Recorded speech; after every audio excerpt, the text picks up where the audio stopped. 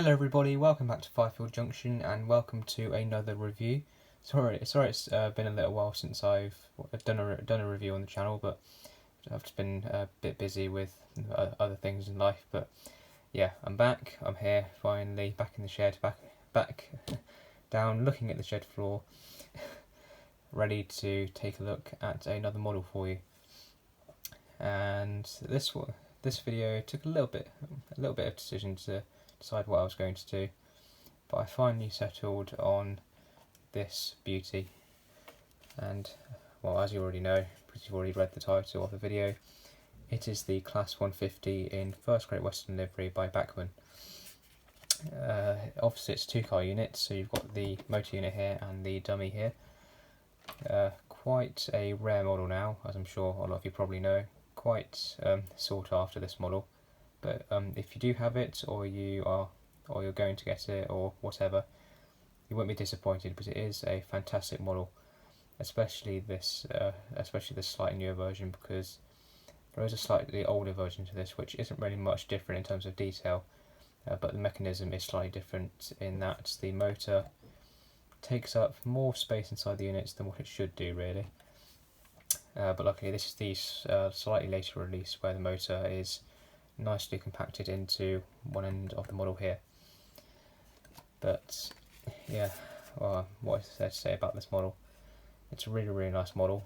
As you can see, I haven't put it back into the box for this particular video, because I have had this model a little while, and that's the same with most of the models that I have. So I'm not putting all of them back into their boxes, especially ones that are multiple units like this one. But yeah, well, I just don't see the point in doing it, really, because I'm only putting it in the back into the box for a few minutes, and then I'm taking it straight back out again, so I don't really see the point in doing it for most items. But yeah, the Class 150 started running in the 1980s, 1986 I think it was. I could be wrong there. If you do know what year it started running, if I did say the wrong year, then comment below, please. But yeah, I'm pretty sure it was the 1980s they started running, so quite old now, but still going strong with many companies. GWR, Transport for Wales, I think Northern still have them, and a few other operators still have them as well. Very nice unit in model form and in real life. I can't remember how many of them were built, but there's quite a lot of them running. Obviously mainly two-car units. There were a few three-car units, but mostly two cars. They came as 150-1s and 150-2s. I think that's right.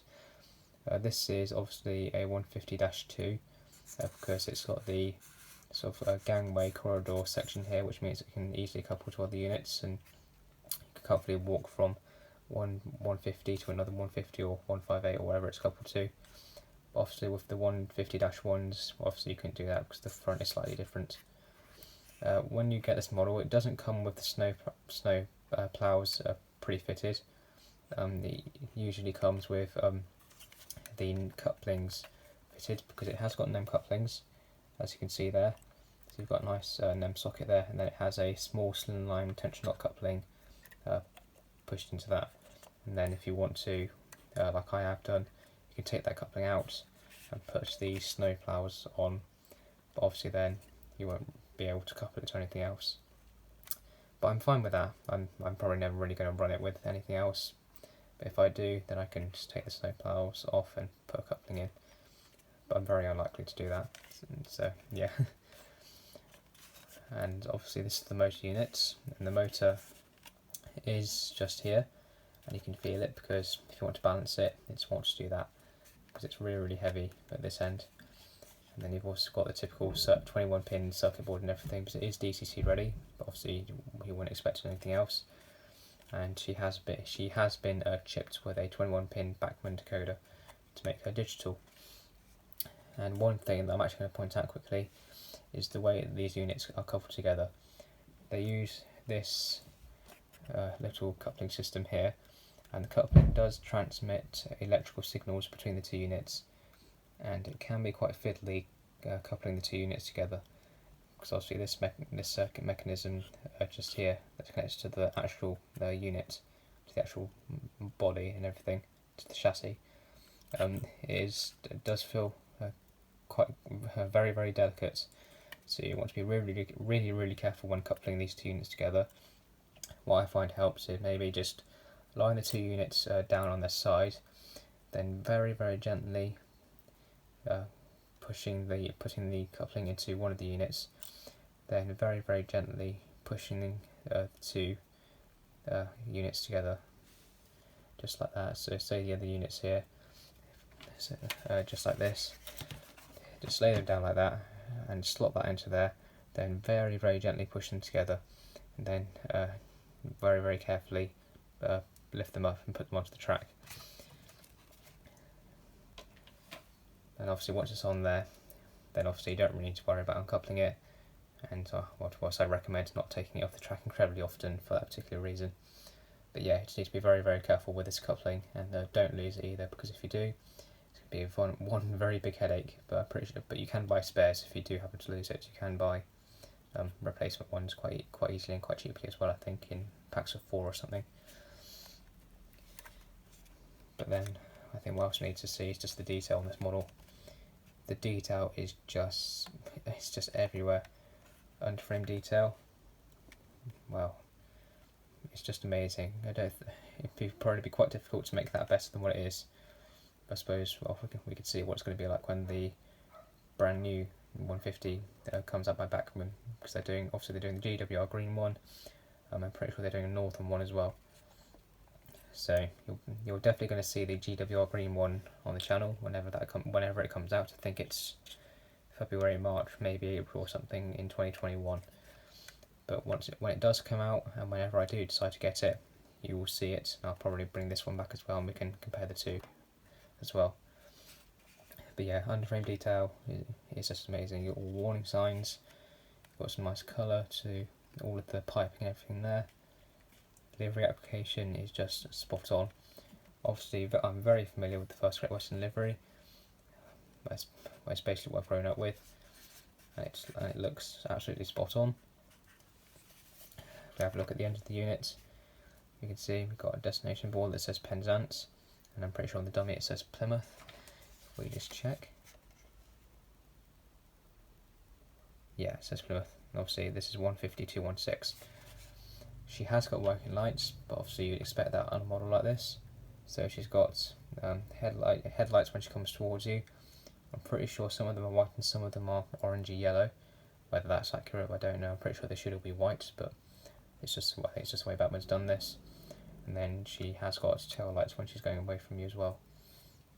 Looks to be a little bit damaged there.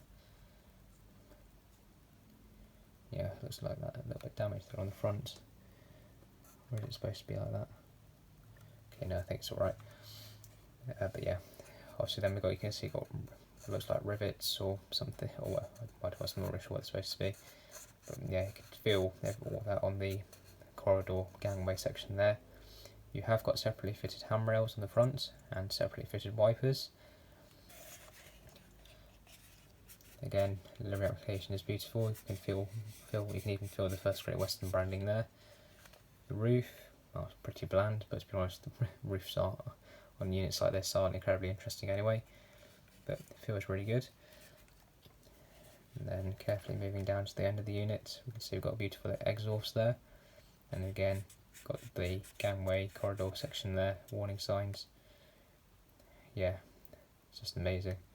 The C1 basically means that this coach can go into areas of the network where maybe longer coaches like Mark 3s can't go, because if you look at units like such as the 158, that will say C3, which basically means it can't go everywhere on the network because there might be stations that are too tight, tunnels that are too small or whatever. But yeah, that's basically what the C3 means. But yeah, don't really know what else to say about this unit. I'm pretty sure this area here might be for a speaker if you want to fit the model with sound, which I will do at some point. When I get around to it, I will fit the model with sound.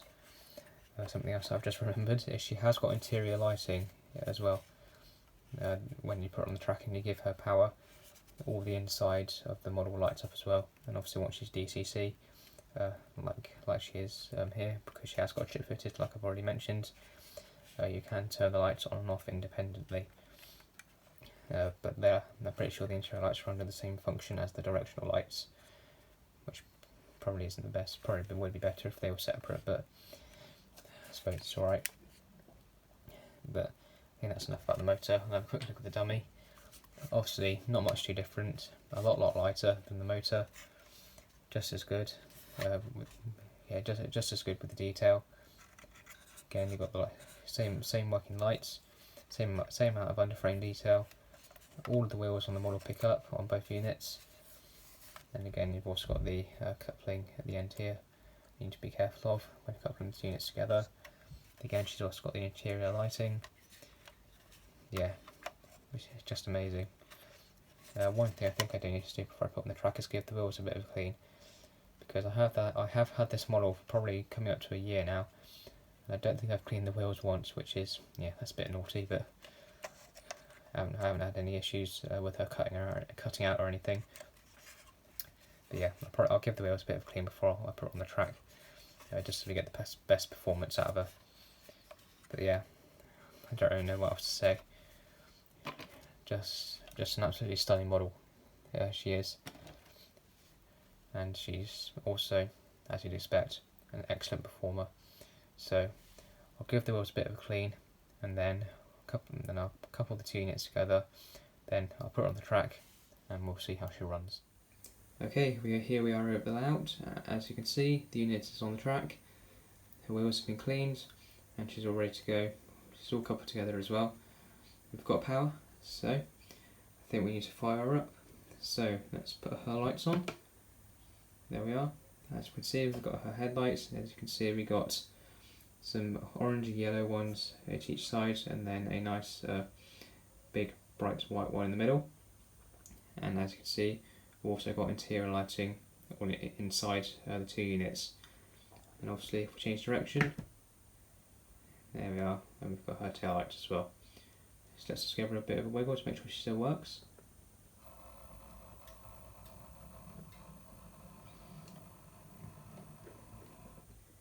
There we are, and back the other way.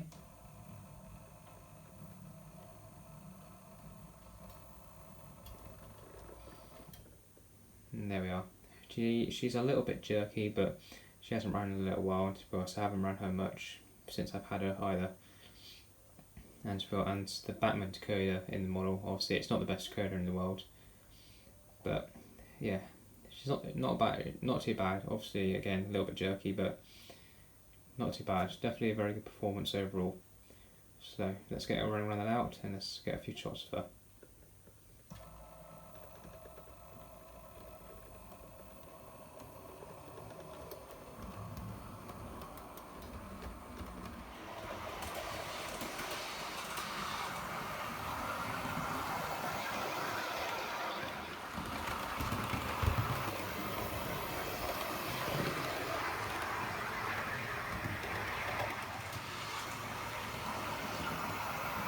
It doesn't matter what livery they're in, you just need a 150 by Bachmann. Just choose your favourite livery and get one if you don't have one. Every modern image layout from at least the 1980s onwards needs one. They're just fantastic. I just really don't know what else to say about it. You just need to get one. You just have to.